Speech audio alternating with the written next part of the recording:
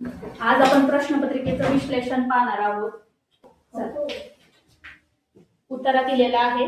उत्तरामध्ये आपण काय करायचं, आधी प्रश्न वाचून घ्यायचे, म्हणजे आपल्याला नेमकं उत्तरात काय शोधायचं हे आपल्या लक्षात येतं. आशिया खंडातील पहिला साखर कारखाना कोठे स्थापन झाला? आणि दुसरा प्रश्न आहे, वरील उत्तरात एकूण किती जिल्ह्यांचा उल्लेख आला आहे? बघा, आता उत्तर वाचा. लक्षपूर्वक आणि काळजीपूर्वक वाचायचं, कारण आपल्याला काय करायचंय, त्यातल्या प्रश्नांची उत्तर शोधायची. अहिल्यानगर हा महाराष्ट्र राज्यातील क्षेत्रफळाने सर्वात मोठा जिल्हा आहे. जिल्ह्यात सर्वाधिक साखर कारखाने आहेत. प्रवरानगर येथे आशिया खंडातील पहिला सहकारी साखर कारखाना स्थापन झाला होता.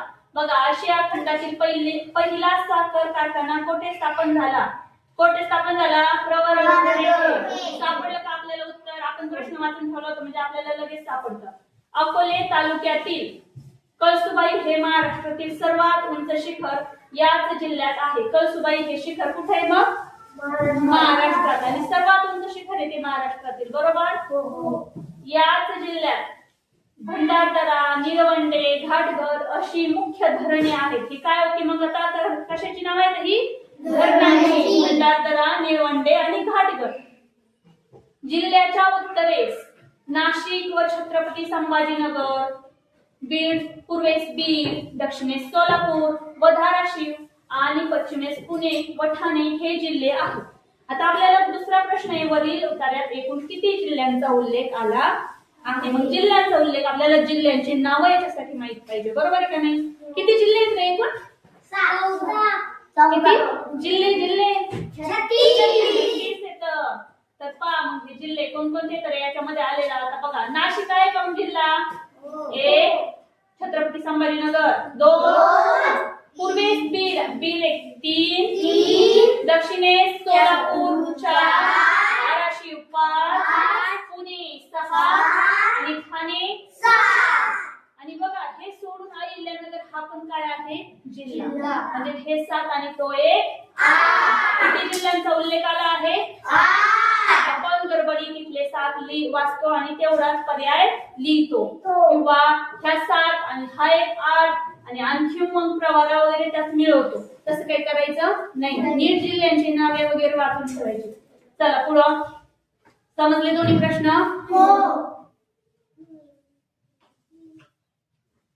हा, पुढचा प्रश्न. भुंगा या शब्दाचा समानार्थी शब्द कोणता? कोणता आहे मग भुंगाचा समानार्थी शब्द रे? मधुकर. मग हे रत्नाकर कशाचा समानार्थी शब्द आहे? समुद्र. भास्कर आणि कुंजर. Very good. खालीलपैकी वर्तमान काळी वाक्याचा पर्याय निवडा. कोणते बरं वर्तमान काळी वाक्य? मी दूध पितो. मग मी दूध प्यालो हे कोणतं आहे? कोणता काळ झाला? मी दूध प्यालो, भूतकाळ प्यालो. आणि वर्तमान काळात पितो, बरोबर की नाही? आता सध्या आपण ज्या क्रिया करतो ते वर्तमान काळात. होऊन गेलेल्या क्रिया भूतकाळ, पुढे होणाऱ्या भविष्यकाळ. मी दूध पीत होतो, मी दूध पीन भविष्यकाळ. हे वक्तीचं कळालं. मग वर्तमान काळ कोणता आहे? पूर्ण घ्यायचं इथपर्यंत जेवढे प्रश्न झाले तिथपर्यंत.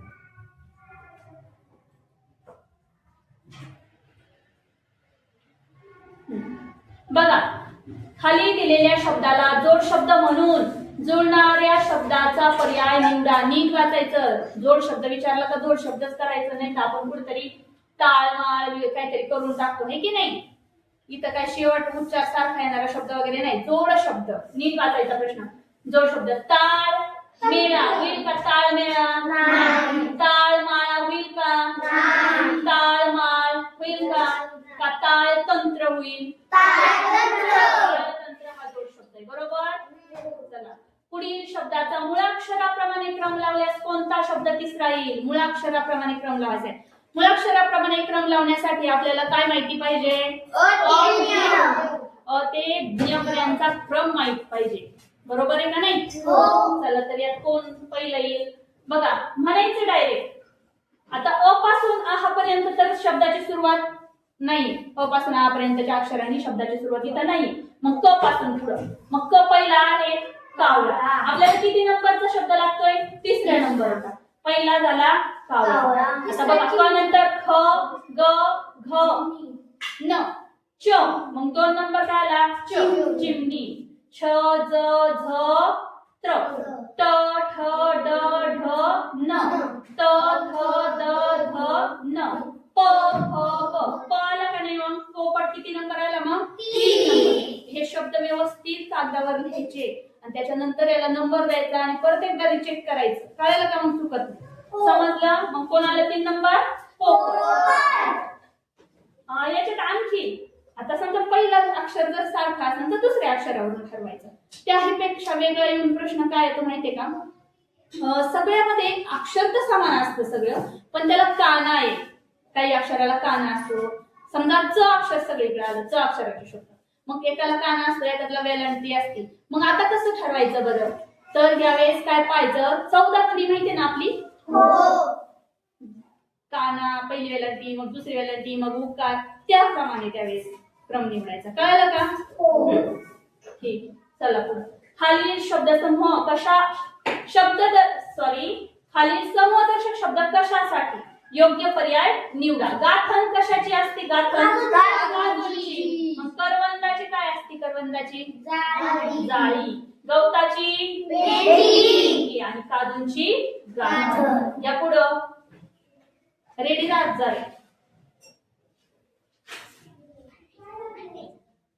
हा पा. खालीलपैकी कोणत्या खेळाडूला भारतरत्न पुरस्कार मिळाला? कुणाला मिळाला? सचिन तेंडुलकर. मग पहिला भारतरत्न पुरस्कार कुणाला मिळाला रे? सर्वपल्ली राधाकृष्णन यांना मिळाला. बरोबर. साल आहे का कुणाला माहिती?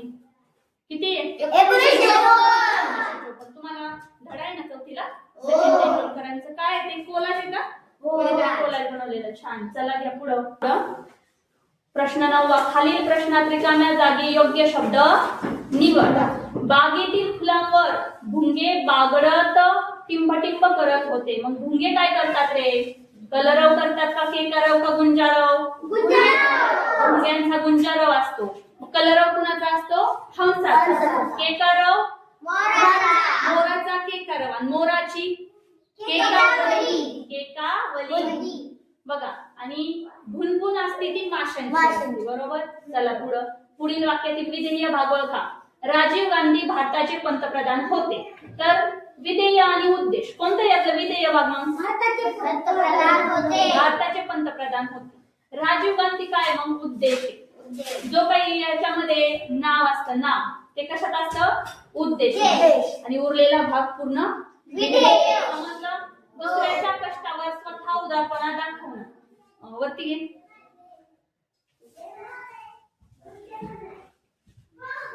दुसऱ्याच्या कष्टावर स्वतः उदारपणा दाखवणे या अर्थाची म्हण कोणती? आहे? हलवाईच्या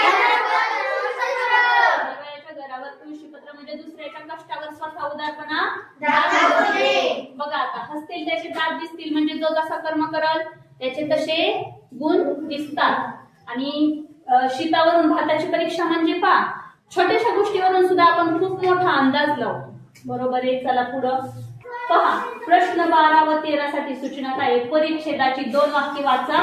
त्या प्रत्येक वाक्याचा सुसंगत परिच्छेद होण्यासाठी रिकाम्या जागी योग्य पर्याय निवडा. इथं पहिलं वाक्य वाचून लगेच त्याचं उत्तर लिहायचं नाही.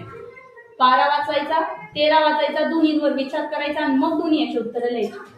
12वा प्रश्न. टिंबटिंब हा गाणारा पक्षी आहे. कावळा, कोकिळ, चिमणी, पोपट. आता पाहू या. आणि 13 प्रश्न वाचायचा. मी सांगितलं काय आता? अजिबात नाही. लगेच प्रश्न वाचून लगेच उत्तर लिहायचंच नाही. आधी पुढचं वाचायचं मग अंदाज लावायचा. या पक्षाचे कुंजन म्हणजे टिंबटिंब आल्याची कुंजन. आता कोणत्या पक्षाचं कुंजन असतं बरं याच्यामध्ये? नेमकं कोकिळ. बरोबर. मग कोकिळ हा गाणारा पक्षी आहे आणि या पक्षाचे कुंजन म्हणजे उन्हाळा आल्याची खूण. कोणत्या ऋतूची खूण? उन्हाळ्याची खूण. बघा मार्च, एप्रिल आणि मे ह्या महिन्यामध्ये कोकिळेचे कुंजन जास्तीत जास्त ऐकू येतं आपल्याला. कळलं का? वसंत ऋतूमध्ये. समजलं? चला. दंड या शब्दाचे 2 वेगवेगळे अर्थ असणारी जोडी शोधा. दंड या शब्दाचे 2 वेगवेगळे अर्थ. दंड म्हणजे शिक्षा. बरोबर. आणि दंड म्हणजे मान, शक्ती, बरोबर आहे का? दंड म्हणजे दंड आणि शिक्षा, दंड म्हणजे दंड आणि शिक्षा नाही. आणि दंड म्हणजे शिक्षा होत आणि दंड म्हणजे बाहू होत. दोन वेगवेगळे अर्थ इथं दिलेले आहेत. शिक्षा होणे असं नाही जमणार आहे की नाही. होणे काही त्याचा अर्थ आहे का दंडाचा? नाही, म्हणून ते चालणार नाही. योग्य विरामचिन्ह असणारे वाक्य खालील पर्यायात शोधा. बघा आता सगळीकडे काय आहे, महात्मा गांधीजींनी चले जाओ ही घोषणा दिली. सगळीकडे तेच वाक्य आहे, फक्त विरामचिन्ह योग्य वापरायचे, बरोबर आहे. आता पहा, जेव्हा विरामचिन्ह इथं सगळीकडे दुहेरी किंवा एकेरी विरामचिन्ह ह्यातच फरक आहे, बरोबर आहे का नाही? वेगळं काही नाही. इथं तर दिलंच नाही, असं चालत नाही. जेव्हा एखादं ब्रीद वाक्य, एखाद्याचं महत्वाचं बोलणं वगैरे सगळं एकेरी अवतरण चिन्हात असतं. कळलं का? ब्रीद वाक्य वगैरे जे महत्वाचे बोलणं आहे एखाद्या व्यक्तीचं, तर ते एकेरी अवतरण चिन्हात असतं. आणि तोंडचं बोलणं, एखाद्याच्या तोंडचं जसं तसं वाक्य वापरणं, तर ते दुहेरी अवतरण चिन्हात असतं. पण ब्रीद वाक्य ते कशामध्ये असतात? एकेरी अवतरण चिन्ह. म्हणून महात्मा गांधीजींनी चले जाओ ही घोषणा दिली आणि शेवटी पूर्णविराम. इथं पहा, महात्मा गांधीजींनी चले जाओ ही घोषणा केली पण शेवटी पूर्णविराम दिलाय का? नाही, शेवटी पूर्णविराम यायला पाहिजे होतं. तिथं उद्गारवाचक चिन्ह यायचं काहीच गरज नाही, तिथं काहीच अक्षर यायचं नाही. सांबाचा अवतार म्हणजे काय? सांबाचा अवतार म्हणजे अत्यंत भोळा माणूस म्हणजे सांबाचा अवतार. मग रागीट माणूस म्हणजे रागीट माणूस, निरक्षर माणूस ज्याला लिहिता ज्यावेळेस मी बोलते त्यावेळेस तुम्ही थांबायचं आणि ज्यावेळेस तुम्ही बोलता त्यावेळेस मी नाही बोलणार, मग व्यवस्थित ऐकून जातं. अतिशय श्रीमंत माणूस म्हणजे नौकोट नारायण. नौकोट नारायण. खालीलपैकी शुद्ध शब्दाचा पर्याय ओळखा. आता बघा, शुद्ध शब्दाचा पर्याय ओळखा.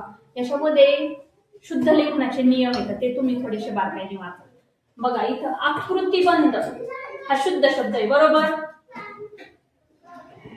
आकृतिबंध हा शुद्ध शब्द आहे, बरोबर आहे. यावरती गुणाकारला न हा नसतो. अपूर्णांकामध्ये पला दुसरा उकार असतो. चला, इथे एक आता संवाद दिलेला आहे. संवादाचं पण तसंच करायचं. आधी प्रश्न वाचून घ्यायचे आणि मग आपल्याला नेमकं काय त्याच्यात काय कशावर फोकस करायचंय ते समजतं. कळलं का? संवाद वाचून घ्या. संवाद वाचायच्या आधी प्रश्न वाचून घ्या. वरील संवादात किती जणांनी भाग घेतलाय हा प्रश्न जास्तीत जास्त वेळा येतो. वरील संवादात किती जणांनी भाग घेतलाय आणि वरील संवादात गुरुजीचा कोणता विशेष गुण दिसतो हे प्रश्न येतं. थोडंसं खाली घे. आता पहा,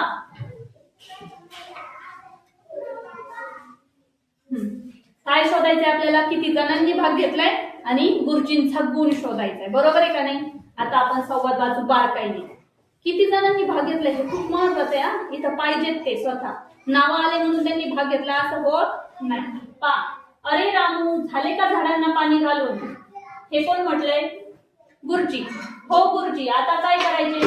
म्हणजे आपण उत्तर कुणाला देतो? गुरुजी. हो गुरुजी म्हणतोय म्हणजे वरचं वाक्य कुणी म्हटलेलं आहे? गुरुजी.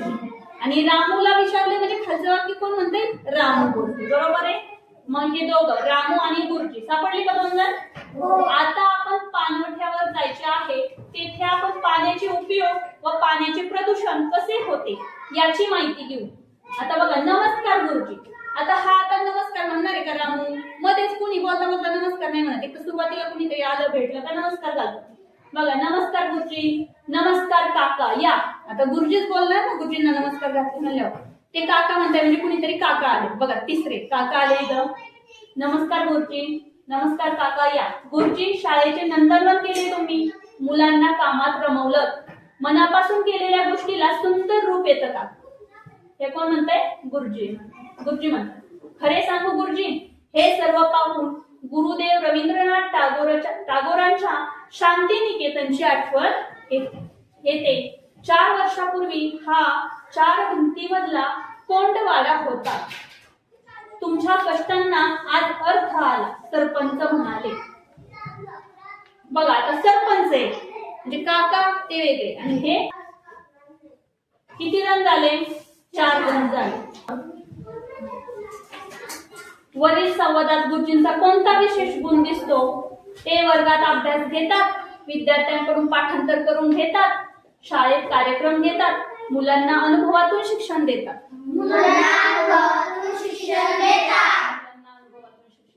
घ्या पुढं.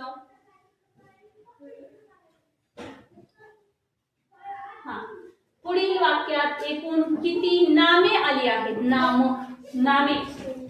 नाम ठेवलेल्या नावाला नाव म्हणतात, बरोबर ना? तू, हा, रंग, मिसळ. बघा, तू आणि हा हे काय आहे? सर्वनामे, बरोबर. रंग हे एक नाम आहे आणि मिसळ म्हणजे काय? मिक्स कर. म्हणजे ते काय? क्रिया आहे ना मिसळण्याची, ते क्रियापद झालं. मग नाम किती त्याच्यामध्ये? बघा पुढं. अक्षर दिलेली आहेत आणि त्या अक्षरापासून अर्थपूर्ण शब्द तयार करायचा आणि शब्दाचं शेवटून चौथा अक्षर कोणतं? आधी शब्द तयार करायचा. पाहिलं का? काय करायचं आधी? शब्द. जहागीर. काय? कोणता शब्द? बघा, हे शब्द लिहून घ्यायचं आणि व्यवस्थित नाव तयार करायचंय. अक्षर लिहून घ्यायचे आणि शब्द तयार करायचा. जहागीरदार. बघा, हा शब्द तयार झालाय. शेवटून चौथे अक्षर. मग आपण शब्द लिहून घ्यायचा. जहागीरदार. मी लिहून दाखवते तुम्हाला, एक मिनिट.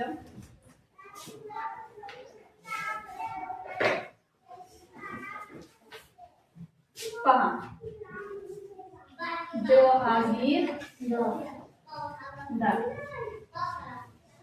शेवटून चौथा. 1 2 3 4 काय आला? गी. चला पुढं. असं व्यवस्थित लिहायचं, नंबर द्यायचे. मनाने करायचं नाही, सोपं आहे म्हणून चुकतं परत. खालील पर्यायातील विरुद्धार्थी शब्दाची अयोग्य जोडी. इथं अयोग्य आणि योग्य ह्या गोष्टी खूप महत्वाच्या आहेत. नीट पाहिजे बरं. काही नाही, योग्य विचारलंय का? अयोग्य. अयोग्य म्हणजे चुकीची जोडी. विरुद्धार्थी शब्दाची चुकीची जोडी म्हणजे चुकीची म्हणजे विरुद्धार्थी शब्द नाहीच दिलेले तिथं त्याच्या पुढं. अशी. खुश, नाराज आहे ना, बरोबर आहे का? खुश म्हणजे आनंदी आणि नाराज म्हणजे दुःखी. विरुद्धार्थी आहे, ही योग्य आहे. आपल्याला शोधायची अयोग्य. बघा, मान, अवमान ही पण योग्य आहे. मानच्या विरुद्ध अवमान. दृष्ट, सृष्ट ही पण बरोबर आहे, ही पण योग्य आहे. दृष्ट आणि सृष्ट. निर्मळ आणि स्वच्छ बरोबर आहे का? निर्मळ म्हणजे स्वच्छ. निर्मळ म्हणजेच काय? स्वच्छ. मग ही विरुद्धार्थी शब्दाची अयोग्य जोडी झाली, चुकीची जोडी. बरोबर. बघा पुढचा प्रश्न. खाली दिलेल्या शब्द गटातील एकवचनी शब्दाचा पर्याय क्रमांक निवडायचा. एकवचनी शब्दाचा पर्याय क्रमांक. तळे. बघा, माहित नाही तळेचा अनेकवचनी माहितीये का कुणाला? तळेचा एकवचनी पण तळेच असतं, अनेकवचनी पण तळेच असतं. पण पुढं बघा, तरी नाही ध्यानात आलं तर पुढचं बघायचं. फुगे. बघा, फुगा एक असेल तर फुगा, अनेक असेल तर फुगे. मळा, मळे. झगा, झगे. मग हा तळे हा एक वचनी, हे बाकीचे सगळे अनेक वचनी. बरोबर.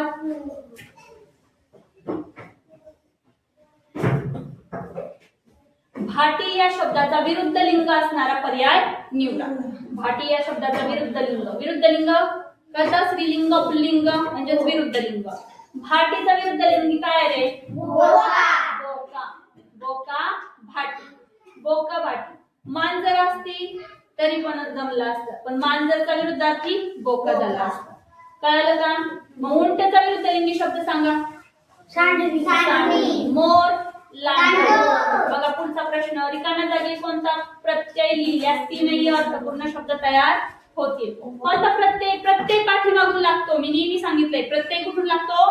पाठीमागून शब्दाच्या. आणि उपसर्ग हा समोरून, त्या शब्दाच्या समोरून असतो, तो उपसर्ग असतो. प्रत्यय इथं लावायचा. धन, दार. का धनदार, धनपण, धनकर, धनवान. धनवान वाटते. धनवान. गुणवान, बलवान. धनवान, गुणवान, बलवान. कोणता येईल मग? चला घ्या नेक्स्ट.